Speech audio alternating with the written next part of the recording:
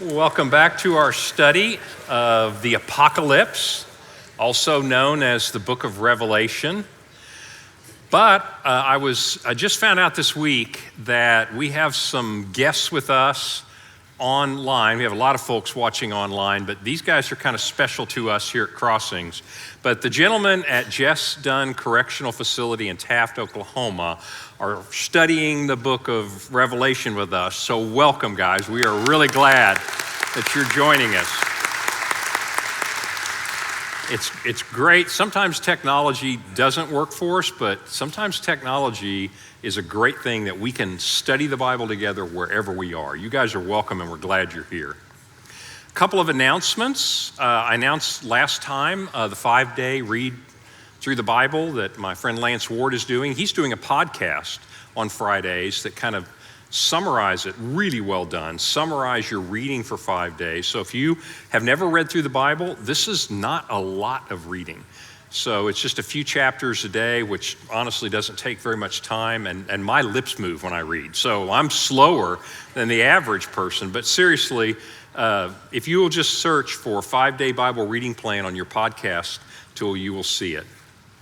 Then, of course, if you can text in questions during class, this number's on your handout. And those of you online, I apologize. I think in our last lesson that wasn't out during the lesson, but it should be there during this lesson. So you can download that or just open it up and look at it. But you can text your questions during class to this number. And then we get so many questions in this series that over at sowespeak.com, every Friday, we'll do a podcast and we'll pick up a lot of the questions that we didn't get to in class. And then anything that's just really interesting but we didn't have time for, we'll throw that in there as well. So you can scan that with your camera, or you can just go to sowespeak.com, and on Fridays we'll have a podcast to get into some more of the questions. Well, let me say a prayer for us and we'll dive right in. Lord, thank you so much for all of those joining us wherever they are around the country in various places. I'm grateful that we have the freedom to open your word and to study it. I pray, Father, that your word would enter our minds, that it would seep into our hearts, and that the actions of our hands might reflect your glory. Father, I do pray for the anxieties. I pray for healing. I pray for comfort for all those in the sound of my voice. And we lift up to you our cares and our troubles and pray for your presence. We also lift up to you our praises and all the ways you have been so gracious to us. We thank you and we love you in Christ's name. Amen. Well, usually I'll do a quick recap, but particularly early in the series, I want to recap a couple of things. First, this is the outline of the book of Revelation. It's a good way to think about it. Chapter 1 was an introduction, and it was a vision. John was on the island of Patmos, a penal colony. He was there as a prisoner of the Romans, and he had a vision, and he saw Jesus walking amongst the lampstands with stars in his hands, and Jesus spoke to him and told him to write the entire book, by the way. The whole rest of the book of Revelation is the vision, the apocalypse. An apocalypse is a revealing. Things that Jesus is revealing to us, to the church. And the first thing are letters to 7 of the churches, and that's chapters 2 and 3. And we're going to do some of those letters in this lesson, and we're going to finish the others. One of the reasons I think I'd like to slow down and spend a little time in these letters is these are words of Jesus spoken to us. And so when you read the Gospels and you see the red letters of Jesus, these are probably the least read words of Jesus in the Bible because they're tucked away in the book of Revelation. So we're going to spend a little time on that. Chapters 4 through 19 are commonly known as the tribulation, and that is a series of 3 sets of 7s, 3 visions with 3 sets of 7s, 7 seals, 7 trumpets, 7 bowls. Then in chapter 20, you get the millennium, and this is the 1,000-year reign, and there are various views on that, and we'll talk about multiple views when we get there. And chapters 21 and 22 are fundamentally the end of history as we know it. And so it's the new heaven and the new earth. So the book of Revelation, as people approach it, it's apocalyptic literature, meaning it's written in a style that is highly symbolic, very visual. How does it make you feel? What is the vision that you're seeing? It's like when you have poetry. Poetry is evoking ideas and emotions. Narratives like the gospel are conveying information. Well, apocalyptic literature is revealing things in a way that is very symbolic, and we'll talk about the symbols as we go through it. But as people read the book of Revelation, the fundamental question to understand how people approach this book is all these visions and all of these things that are happening, that John is seeing happening, when are those things actually going to happen? In other words, he sees the vision of things going on. Well, when will they happen in our world? 4 views, 4 major views. And the first is called the preterist. And that approach says, you know what, it makes sense for a lot of reasons, and I'll kind of show you the different points of view as we go through. Preterists say it makes a lot of sense that these visions that John saw were probably happened in the 1st century. Most of these things have already occurred. So that's this point of view. Next point of view says, no, that's not quite right. Actually, all of these things are sort of a coded map between the first coming of Christ and the second coming of Christ. And so these visions are laying out a kind of a symbolic roadmap, if you will, of what's going to happen throughout all of the history of the church. It's called the historicist view.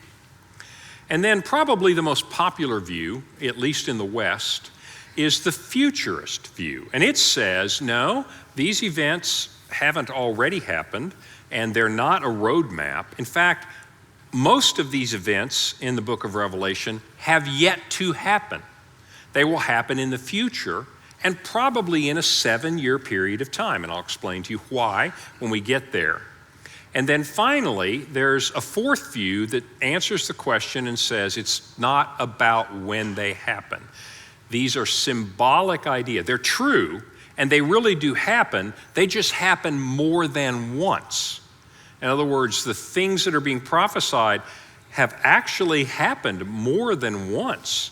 When it talks about an antichrist, there have been many antichrists throughout history and will be more. So when I say symbolic, I don't mean that that view doesn't think this is true. It just means I think it happened more than once throughout history. Does that make sense?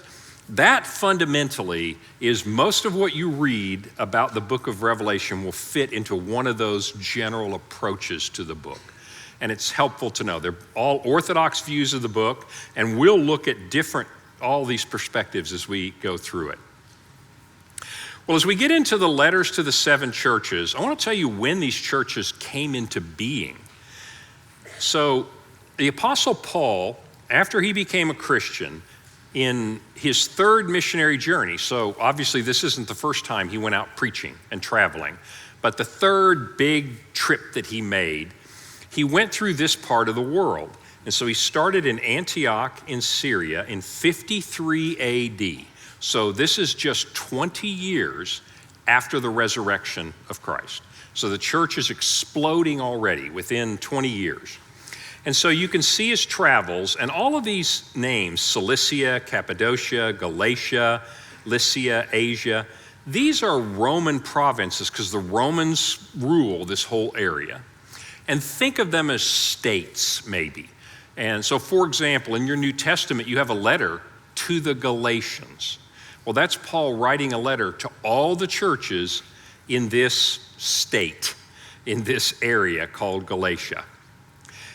These are churches in Asia. Now, we use that word differently, but it was the western part of Turkey as it exists today, and that was the Roman province of Asia. And you can see Paul went to several cities here, and one city in particular he went to is Ephesus. Ephesus was the biggest city, one of the biggest in the world, biggest in this area. He spent 3 years there.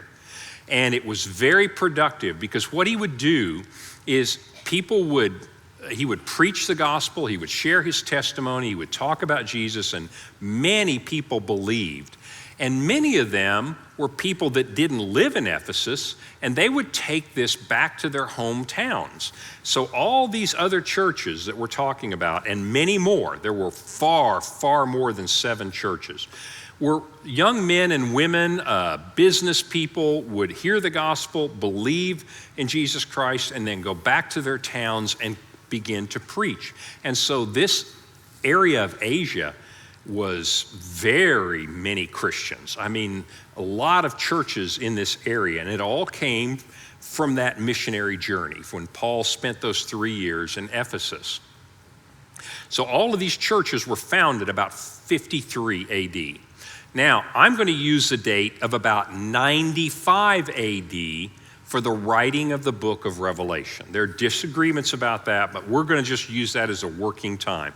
So basically, the book of Revelation is written about 40 years after all these churches were founded, meaning before there were no Christians when Paul got there, and now there were when he left.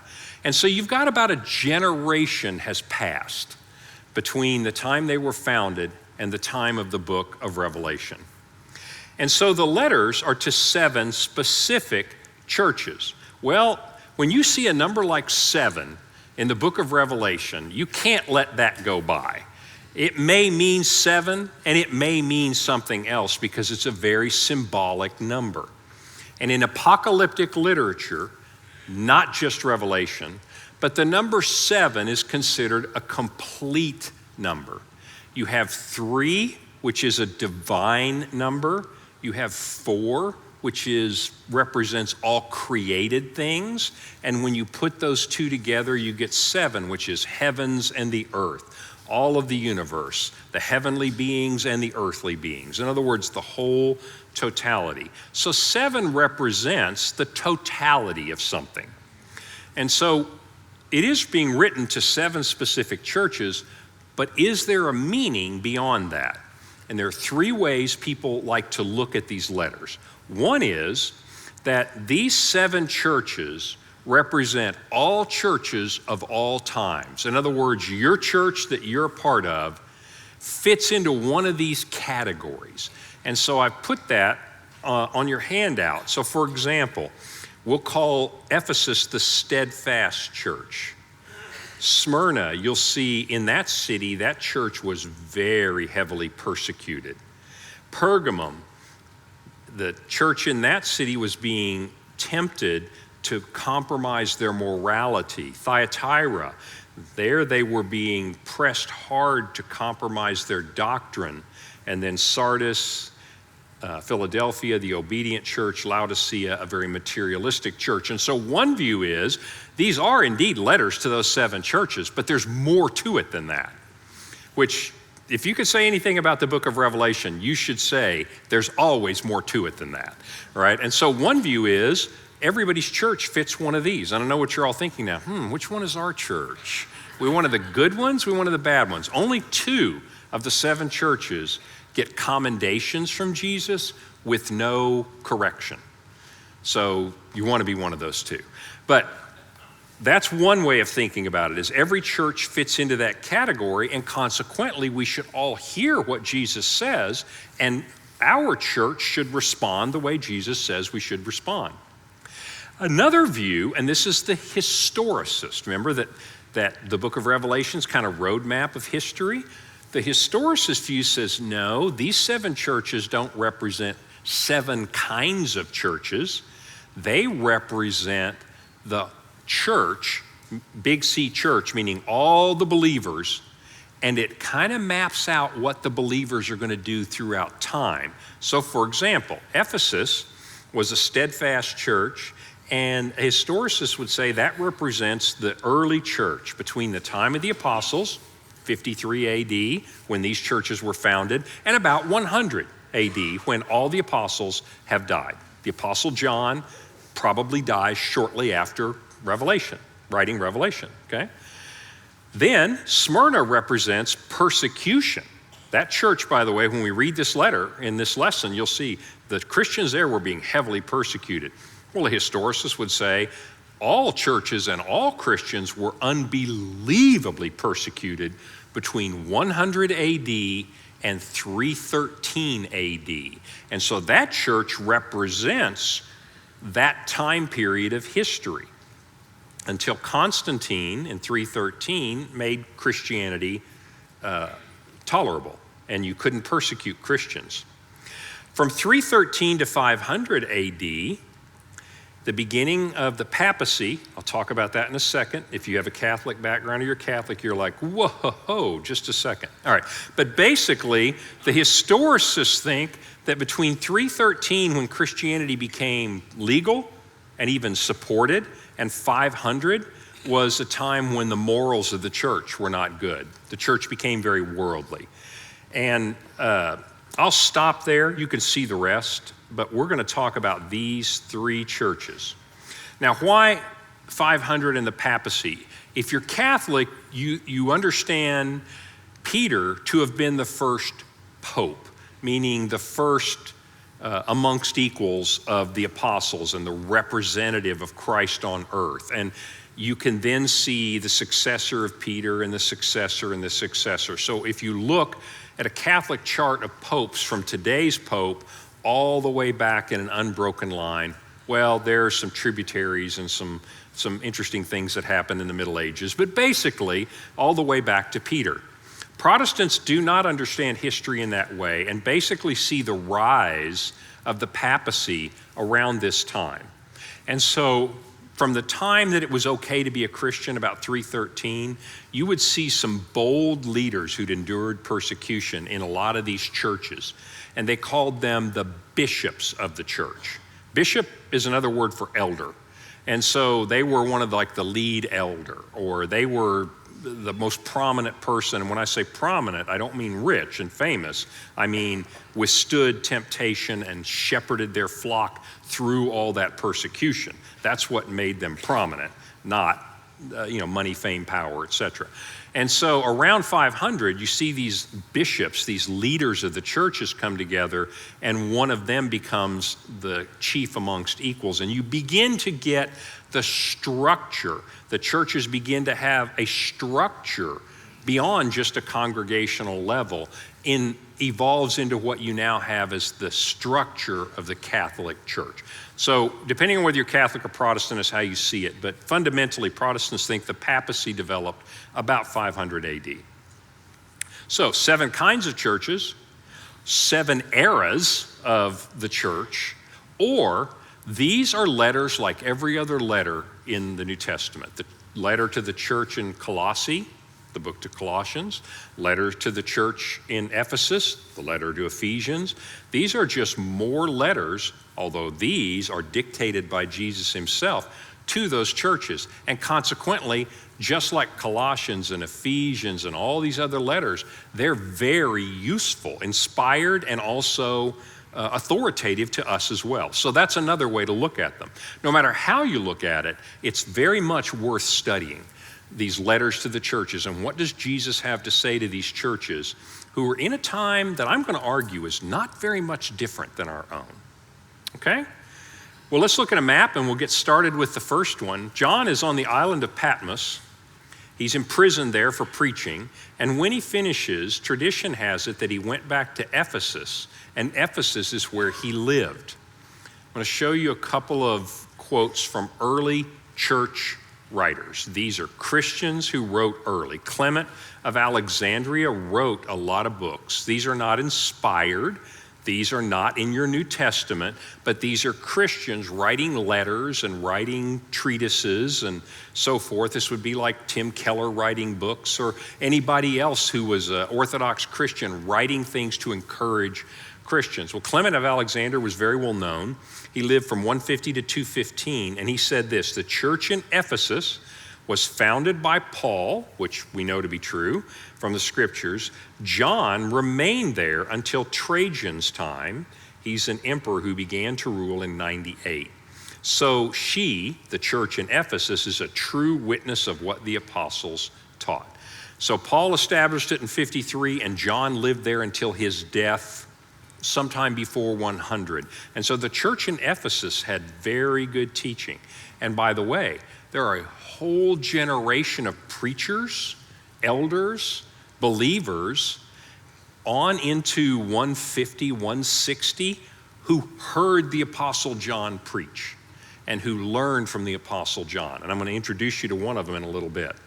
Eusebius, who lived a little later, 260 to 339, says this: at that time, after Emperor Domitian died in 95, the Apostle John, after his exile, in other words, when Domitian died, typically when an emperor died, you got pardon for most of the political prisoners, not necessarily murderers, but I mean political prisoners were let go. That was common. So he was probably released in 95 when Domitian died, and according to Eusebius, he resumed his residence at Ephesus, as early Christian tradition records. So the earliest church, when I say to you the traditions of the church, I mean the writers who were writing within 50, 100 years of that time. And so the tradition is that John himself made his home in Ephesus. There's one other really interesting legend. So do you remember when Jesus, this is off the subject, but it's really interesting. So you remember when Jesus is on the cross and he looks down and there's Mary, his mother, and John, the apostle, and he says, "Woman, behold your son, and son, behold your mother." And so the understanding there was, take care of Mary, take her into your household and care for her. And so the early church believed, this isn't in your Bible now, this is tradition of the church, is that he did indeed do that, which I have no doubt, but that when he moved and went preaching to Ephesus, he took Mary with him. And tradition says that she died in Ephesus, and if you go there today, they will be happy to show you her grave for a price. Okay? Now, is that indeed true? I find that hard to believe, but it's an interesting tradition that he did indeed carry that out and took her with him to Ephesus, and she died obviously sometime before. So I want to show you a little bit about the city of Ephesus. I'm going to show you a bunch of archaeological things, and you're going to have to imagine the buildings that go with it. So Ephesus was a major city. There were 3 huge seaports. Ephesus was one of them. Caesarea in Israel became one of them because Herod the Great, and Alexandria in Egypt. And so Ephesus got the bulk of the shipping in and out of Turkey, which is hugely rich agricultural area, rich in minerals. And so this is a huge seaport. And this is sitting in the theater, and today the sea is about a mile away. And that's because in 2,000 years, the harbor has silted up. But in Jesus' day, you see this huge thoroughfare that goes right out? This is where the water came to. And these were the docks right here. And Ephesus had about 250,000 people, which nowadays, that doesn't sound like a lot. In those days, that was huge, huge city. And so Ephesus was sitting right there on the harbor. It was a major city. This is Main Street in Ephesus. And what I want to impress upon you is everywhere you go in any of these cities, particularly in Asia, particularly in Turkey, there are temples everywhere. Temples to the gods, the Greek gods and the Roman gods, everywhere you go. There are shops there too, of course. I mean, commerce must go on. There are some public buildings that I'll show you, but when you go down Main Street, it's temple after temple after temple. It is amazing how religious these people were. They were not very devout, but they were very religious, which frankly makes them much like us. We are very religious. Still, surveys would show 80% of Americans believe in God, the God of the Bible. But if you do the surveys, most Americans, you can't tell the secular people from the Christian people. So my point is not to be pointing fingers, but simply to say, honestly, we're very religious. We're just not very devout. And that's exactly the way they were. In fact, they had more temples than we have churches, and that's hard to believe. But all of these things on the side used to be huge buildings, and you'll see the facade. Big Main Street. You just have temple after temple. Imagine the roof. The roofs fall in routinely. I mean, if you have an earthquake, the roof's going to fall. That's why there are no roofs on these. But you can tell the height and you can tell the beauty from the working on these. They're just amazing. Some of them are sandstone like that. Some of them are marble. Some of them are granite. Some of them, clearly the stones have been imported from a long way away. I mean, they put a lot of money into this. There's my favorite tourist right there. And this is one of the side streets. And you would see temples, maybe government buildings, but over here would be shops. You can buy and sell anything at any time.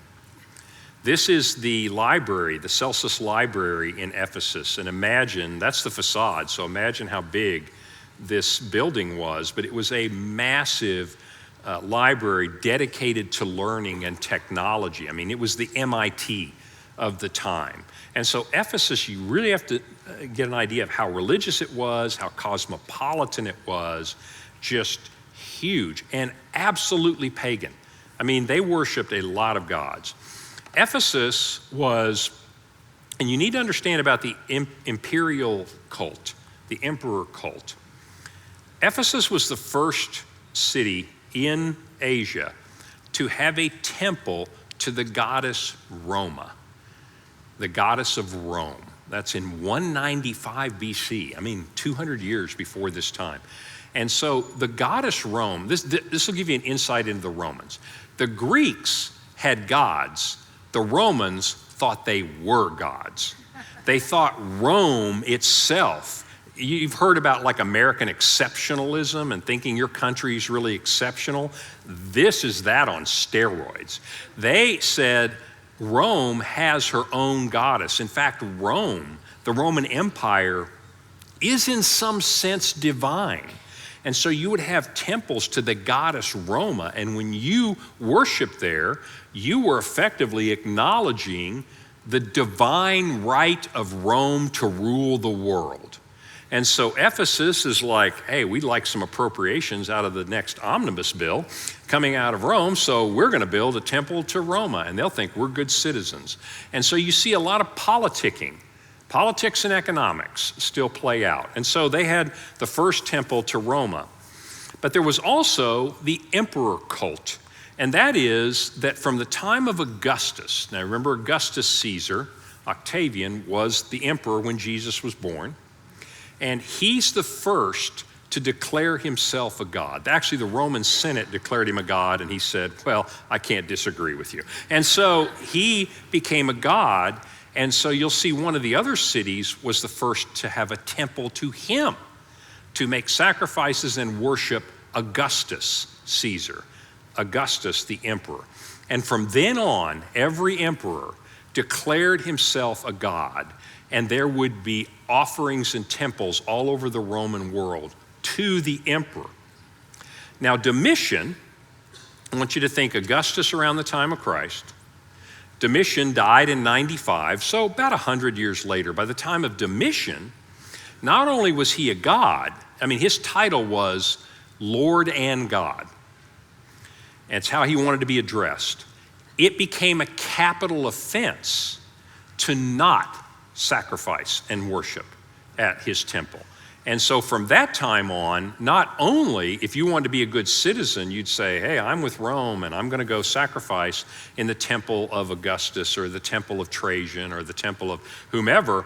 It was actually mandatory that you do this at least once a year, and failure to do so, you could be put to death.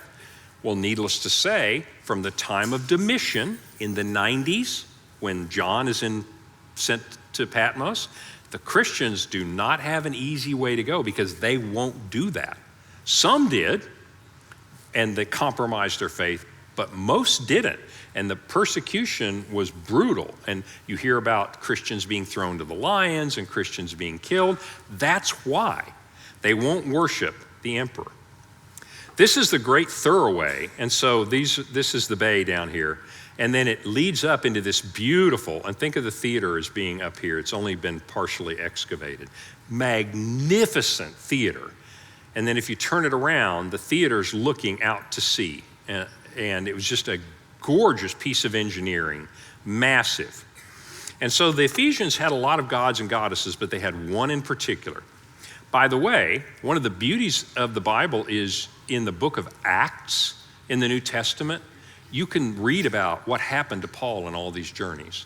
And so in Acts chapter 19 and 20, it tells you about his visit to Ephesus in 53. Remember, now we're about 40 years later. But you can read what happened. And one of the things he got in trouble for is their goddess, their patron goddess of their city was Artemis. Artemis was, they had built a huge temple, one of the 7 wonders of the ancient world. And this temple to the goddess Artemis was the size of 2 football fields. It's hard to describe how magnificent this place must be from the descriptions of the Greek travelers at the time. But they worshiped Artemis. And not only was the worship a good thing, and they thought that Artemis favored their city. It's sort of like, your patron saint, if you will, but Artemis was their patron goddess. But it's also really good for business because everybody wanted a little silver figurine of Artemis. And if you've read the book of Acts, you remember Paul got in trouble. And you know what he got in trouble for? He didn't get in trouble by just going out blatantly saying Artemis is not important or, posting something on social media that got people revved up. What he did was so many people became Christians, it started hurting business. People stopped buying those figurines, and they thought, we got to get rid of Paul. This guy's hurting business, right? So that's what happened there, and doing anything to hurt the cult of Artemis was a big, big deal. So that's the city of Ephesus. I want you to get a feel for how big it is, how many temples that they had. And so what does Jesus say there? In Acts chapter 20, I want to remind you of one other thing. As Paul is going off to Rome to be imprisoned, the elders at Ephesus, his boat stops there on the way to Rome, and the elders of the church come out to meet him and pray with him. And one of the things he warns them about, so this is 40 years earlier, he says, there are going to be false teachers that are going to arise, and they're going to corrupt the faith of Christ. He said, there are even going to be false teachers from among your number, from among the elders of the church, that are going to teach people things that lead them astray. And he warned them about it. 40 years later, Jesus commends them for that. He says, to the angel of the church in Ephesus, the words of him who holds the 7 stars and walks among the lampstands. This is all part of that first vision. This is Jesus talking. I know your works. I know your deeds, your toil, your patient endurance, and how you cannot bear with those who are evil, but have tested those who call themselves apostles or teachers and are not, but you found them to be false. In other words, they're very much faithful in their doctrine and they're faithful in their works. In other words, this is a church that is doing the things Jesus wants done. They're doing good deeds, and they are not compromising the gospel, even in the face of persecution. I know you are enduring under this persecution, bearing up for my name's sake, and you have not grown weary. But I have one thing against you. You have abandoned the love you had at first. Therefore, remember from where you have fallen and repent, and do the works you did at first. If not, I will come and remove your lampstand. He who has an ear, let him hear what the Spirit says to the churches. To the one who conquers, I will grant to eat of the tree of life, which is in the paradise of God. So you get this idea that this is a church that's doing a lot of things right. In fact, there's a group of people called the Nicolaitans. I'll talk about them in a little bit. But anytime Jesus says he hates something, you should probably pay attention to that. He said, you have not bought in to the teaching of the Nicolaitans, of this group of Christians, pseudo-Christians. But he does say, remember your first love. Now, people spend a lot of time trying to figure out, well, they were doing a lot of things right. They were doctrinally pure. They were works, they were doing good deeds. In other words, they were a vibrant church. But one of the things Jesus said is don't forget your first love. And probably the best way to understand this, as most commentators would tend to agree, is we can be about a lot of good works and we can be about good doctrine, but we can lose the heart of loving Jesus. Some people think they had hunkered down. They had good doctrine and they cared for each other, but they'd stopped evangelizing. They'd stop going out into a hostile culture and evangelizing. Others thought that they were doing things right, but they'd lost the fire. They'd lost the love of Jesus in their hearts. And so that's one of the things, by the way, that John Wesley later, much, much later in history, will begin a bit of a reformation of the church. And in England at that time, the church was relatively doctrinally pure, relatively speaking. In other words, his complaint was not that they were heretical. And they were doing some good deeds. It's not that the church wasn't functioning. But what Wesley said is there's no love in your religion. You're just going through the motions. You're just doing things by rote, by liturgy. It's like, I'm supposed to show up on Sunday. I'm supposed to do this. I did that. I'm supposed to say this prayer. I said that prayer. Then you go home and there's no Jesus in your life. And so a lot of people think that's what may be happening here, is that love of Jesus they've missed out on that. And so this church in Ephesus is commended for a lot of things under very difficult circumstances. The second church is, if you leave Ephesus and if you go north 35 miles, you will come to Smyrna. The word Smyrna, that's a weird word to us, but it actually in Greek, that word is myrrh. And if you remember the wise men, that's one of the spices that they brought was myrrh. Smyrna was also a port, not as big as Ephesus, but Smyrna had the exclusive import-export rights for myrrh. Myrrh was important in the making of perfumes, but it was also important in burial rites. And so Smyrna was also doing really well economically. So I want to show you some things about Smyrna. This is beautiful ruins there. By the way, Smyrna literally is sitting in and under an existing city, Izmir, Turkey. And so only part of Smyrna has been excavated. For some reason, people don't want to move out of their houses and let you dig underneath them. But basically a piece of the old Smyrna, they really built a modern city on top of it. This is a beautifully preserved part of the Agora. Think of this as the shopping mall. Think of this as having packed wall-to-wall people and booths selling things. This is a retail space, and it's beautiful. These are the remains of a major street. This is the plumbing under the street, by the way, and there would have been tiles on top of it. These are massive temples on the side of the road. Like I said, they got temples everywhere. Here's another temple. Look at the working on this. I mean, look at the carving. It is really amazing how much effort went into this. So this is another temple along the main road, and everywhere you go, there are temples. But I want to stop here for a minute, because one of the things Jesus is going to say about Smyrna is their poverty. And I want to explain to you why the Christians were poor people. The Christians were poor because the way the economy worked in that society, if you want to think about their religion and their civic are together. Like I said, they're religious, but they're not terribly devout. And so, for example, you might go down to City Hall to get a license to open up a store. And then you'd go right next door to the temple to ask the blessings of the gods on your business. And those were both just commercial transactions. Does that make sense? And they were woven together. And so if you happen to be, let's say you were the International Brotherhood of Electrical Workers, all right? You're in a trade guild. You're an electrician in those days. You and all of your fellow electricians would be part of a guild, but you would have a patron god or goddess, and your meetings would be in that temple. And when you had banquets, it would be in that temple. And you were considered a member in good standing if you were making sacrifices to the god of the electricians. And that's true for everything. Trade guilds were huge in the ancient world. Think of it as kind of like unions, but more tied into religion. Well, here's the problem. So you're a Christian electrician, you become a Christian, you believe Jesus is Lord, you all of a sudden don't go sacrifice at the temple.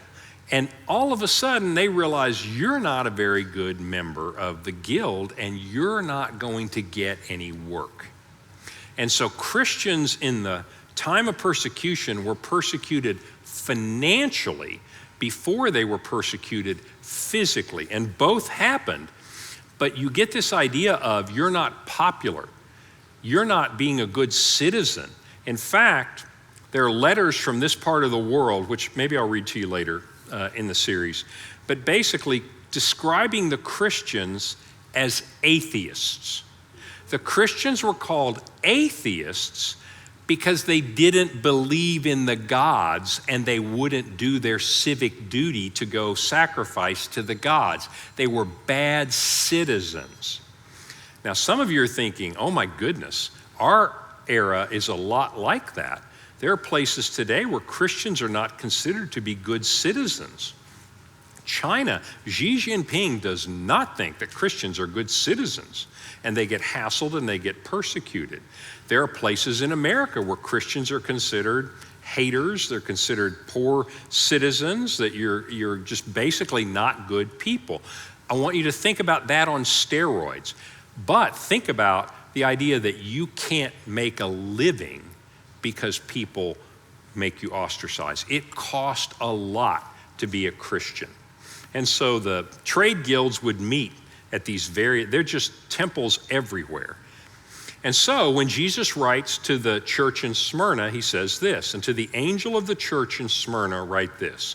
These are the words of the first and the last who died and came to life. And by the way, you'll see this, I know, a lot. That's because, remember last time we said Jesus is not an absentee landlord. It's not like he started the church and said, I'll be back to check on you. Jesus is with us. Emmanuel, God with us. Remember on the Great Commission in Matthew 28, he says, go into all the world, make disciples of the nations, teach them to obey everything I've taught you, and baptize them in the name of the Father and the Son and the Holy Spirit. And listen, he said, I am with you to the very end of time. And so Jesus says, I know your situation. I know your tribulation, your trials, and your poverty. But you are rich. You know what that reminds me of? You remember when Jesus is talking about riches and he says, store up treasures in heaven instead. Well, these people were storing up treasures in heaven and they were suffering for it, because it was very difficult for Christians to make a living. And they really did share and take care of each other because they were all in the same boat of not being able to make a living. And the ones that had money shared with the ones that didn't. He says, I know about the slander of those who say they are Jews. Persecution of Christians by Jews is huge. And the Roman Empire's finally caught on, and now people in general are persecuting the Christians. Do not fear what you are about to suffer.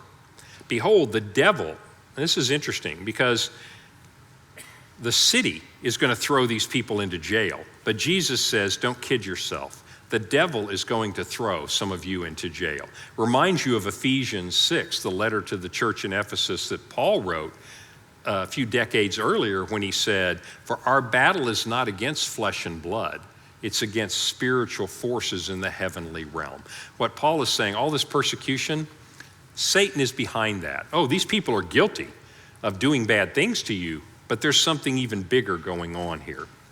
Some of you are going to go into prison that you may be tested, and for 10 days you will have tribulation. You said, there's a number, Terry. Does that mean they're literally going to be put in jail for 10 days? No. I mean, maybe, I don't know. But the point is 10's another one of those numbers that means not very long. Okay, so you're going to be put in jail, but it's not the worst yet. And he says this, and this is interesting, be faithful to the point of death. Now that's a scary thing when you say, Jesus, what do you want? I want you to be faithful until you die.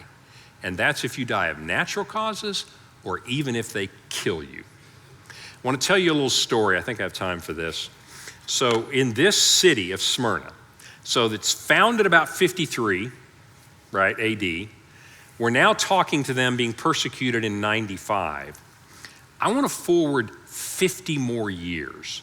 And in this city, 50 years after this, there's a famous famous preacher, bishop, elder, and his name is Polycarp. And I know that's not a real popular name today, but hey, if you're expecting, think about it. He was a really good guy.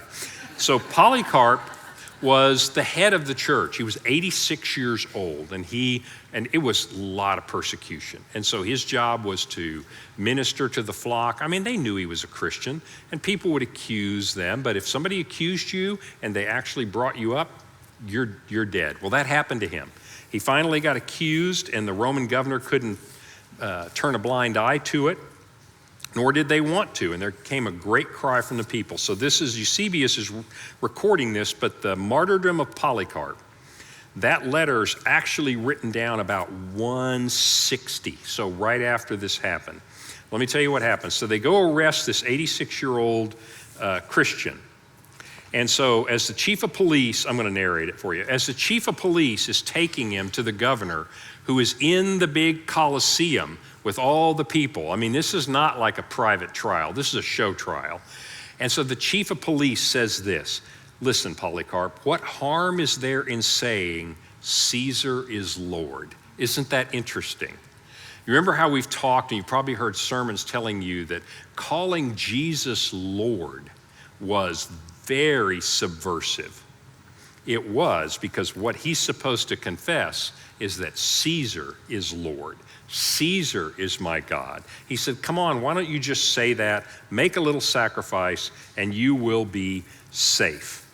And Polycarp says, can't do that. And so they take him into the amphitheater, and the governor, the Roman governor, pressed him further. And he said, swear and I will set you free. Just deny Christ and you will live. And Polycarp's answer was, for 86 years, replied Polycarp, I have been Christ's servant, and he has never done me wrong. How can I blaspheme the king who saved me? And the governor said, I have wild beasts. I'll throw you to the beast. And they're literally in the amphitheater with all these people. Everybody's hostile. He said, I have wild beasts, and I will throw you to the wild beasts if you do not do this. And Polycarp says, call them.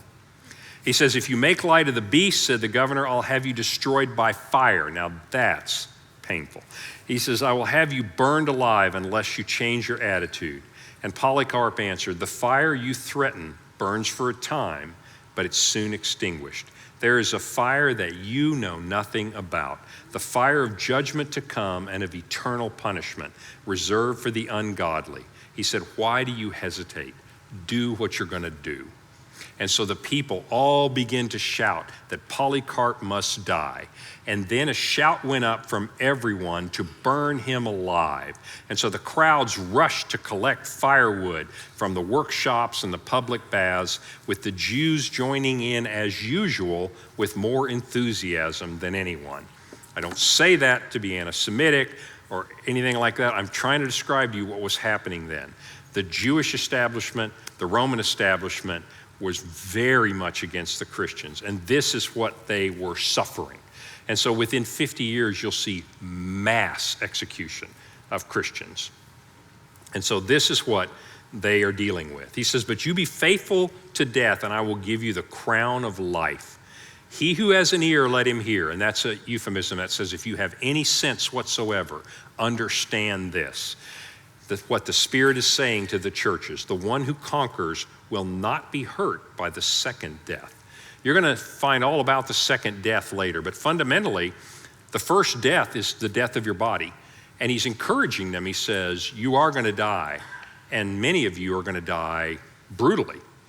He says, but there is a second death, and that's what Polycarp says. There's an eternal death or an eternal reward. And for those of you who are faithful, you will never die. Remember when Jesus was talking to Mary and Martha, and he said, you know, I am the resurrection and the life. Whoever believes in me, even though he perish, will never die. That's what he's saying here. And that was very timely, because they needed to know, even if they weren't being hauled up and killed in 95 AD, they were very much being economically oppressed. So, third letter. If you leave Smyrna and you go north, about 50 miles, you come to Pergamum. Pergamum is the capital of this state this whole province. That's where the Roman, most of the Roman soldiers, the Roman government was there. It was the seat of government. It was the capital of this area. This is the temple of Trajan. Trajan was an emperor starting in 98 AD, and this is a temple, what's left of it, to where they would have sacrifices to him. They had temples to Athena, Dionysus. Dionysus is kind of the party god. He is the Greek version of the Roman god Bacchus. So he's the god of wine, he's the god of drunkenness, he's the god of putting a lampshade on your head and saying stupid stuff. He's the god of drunkenness and lust and indulgence and that kind of thing. Dionysus, Hera. Zeus was the king of the gods and Hera was his wife. Demeter, Asclepius. Asclepius was the healing god, and he was the god of snakes. And that's why you still see snakes on the medical symbol today. It goes back to the god of healing. And so they had temples to everyone. But the magnificent temple that they had was the temple to Zeus, the king of the gods. This is the exhibit in the Berlin Museum. And this is original. So they took the facade of that temple and they took it to Berlin and put it back together. And so this is just the very front of this temple. You can see how magnificent it would be. There would be huge pillars here. But these carvings that go around the whole thing, there were 113 meters long, well over a football field of these carvings. They're called a frieze, F-R-I-E-Z-E. And these friezes all had, just intricately carved images from the mythology, which they didn't think was mythology, about the Roman gods and goddesses. It was a magnificent temple, sat at the highest part of town. There were sacrifices being burned, because when you sacrificed an animal, they would sacrifice the animal and they would burn part of it as an offering to the gods.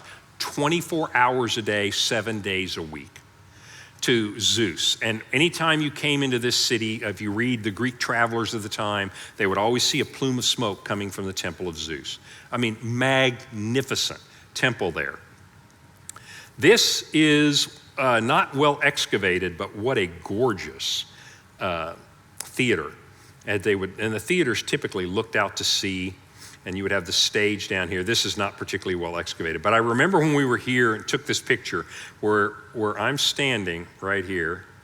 That's me, that's my camera. And taking a picture of this, you're standing in a little temple of Dionysus. Think of that as basically the concession stand. It's like before you go into the theater, and it's not a concession stand that's rated G. You would go in and you would just get drunk. You could buy all the wine you want and you would go into the theater. This is so pagan. It's just unbelievable how pagan these cities were.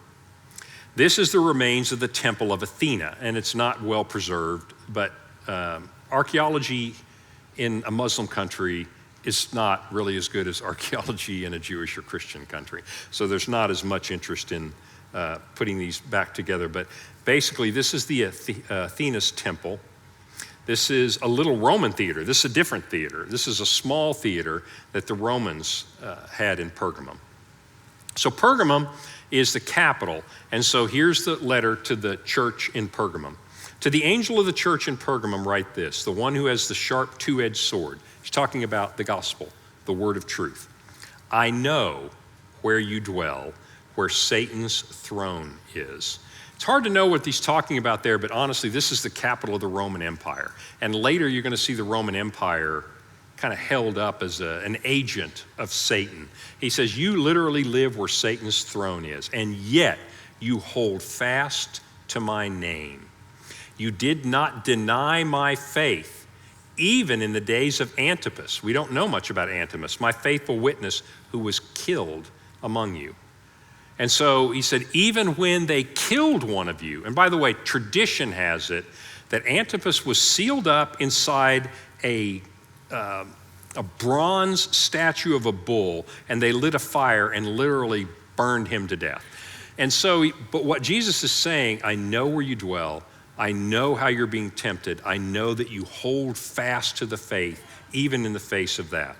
But they not only were being tempted by persecution, they were being tempted by something even more insidious. Listen to this. He says, I have these things against you. You have some Christians who hold to the teaching of Balaam. And he says, you have some who hold to the teaching of the Nicolaitans. And I'm going to tell you who these are. So Balaam is a reference to the Old Testament. And so if you read in the book of Numbers, chapters 22 to 25, this is way back in the history of Israel, one of the kings of the time hired a prophet for hire. He's not an Israelite, but his name was Balaam. He said, you're a prophet, you're kind of magical. I want you to put a curse on the Israelites because they're coming into the Holy Land, or they're coming into the land of Canaan, and they're really powerful, so curse them by the gods. And so Balaam goes out, but he can't curse them. Remember the donkey, talking donkey? Okay, so he goes out and he realizes, actually, king, I can't curse them because their God's real. And I'm sorry. And the king says, you've got to be kidding me. Now I'm going to move into some Jewish tradition, because we're leaving Numbers, but I'm going to give you the Jewish tradition around this then.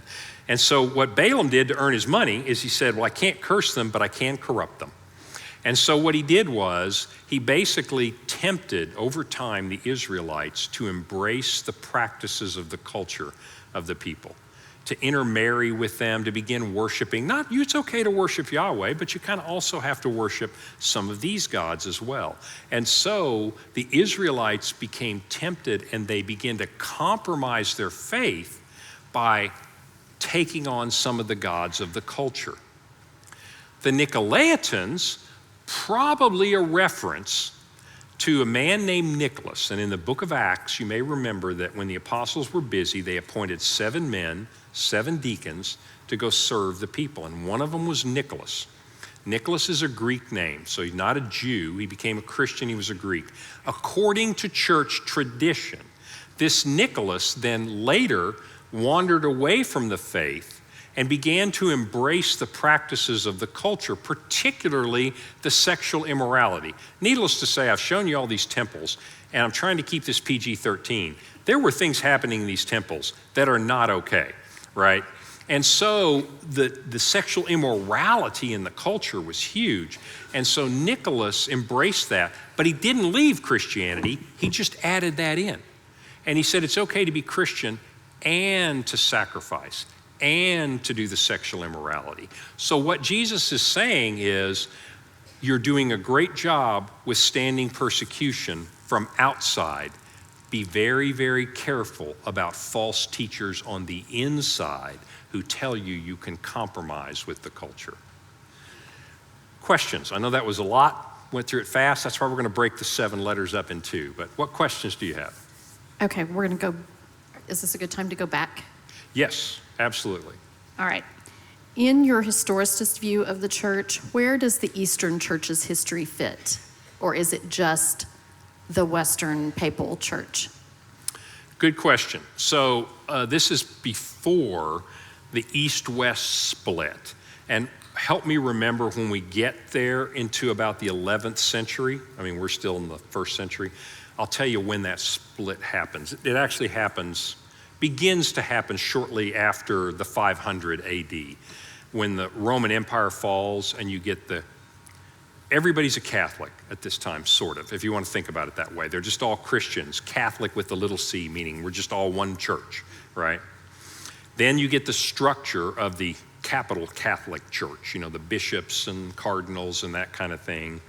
And it's all pretty much one big church until I'm going to give you the short version, and I'll make it really short, but till political divisions happened and the Roman Empire fell in the West, and what you now know as the Catholic Church, headquartered in Rome, fell into disarray.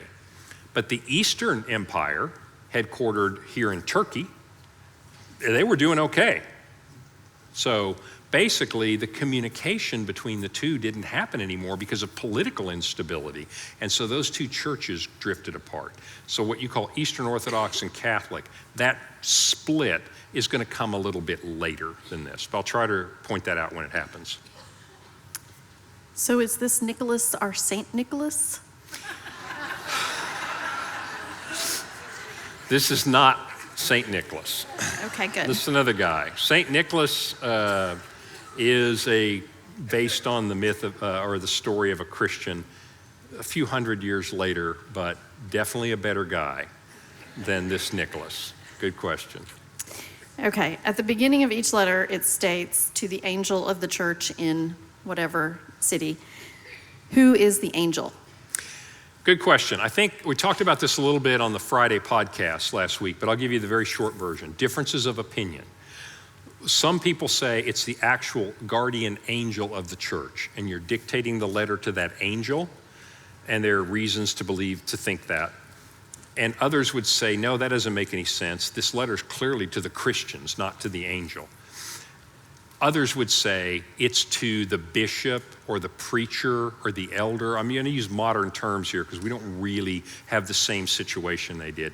But it's written to the representative of that church who would take this letter and read it to the rest of the congregation and begin to preach and say, our Lord says to us, we're doing great, and let's hold on to what we have, but let's remember our first love. In other words, they would have taken this and done it. So is it a literal guardian angel, or is it the leader of the church?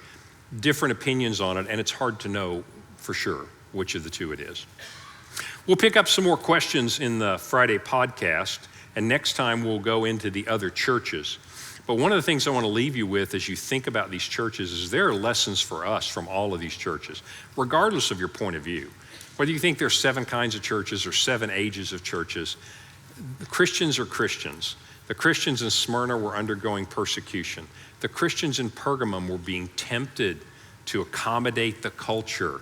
The Christians in Ephesus were losing the heart of their religion. We have all faced those temptations and do face those temptations today. So I would urge you, read back through chapter 2 and take these words to heart, because I think these messages to the churches are very timely for us as well. Okay, so next time we'll go through the next 4 letters, and we have yet to get to the church that just gets a brutal smackdown from Jesus. That's next week.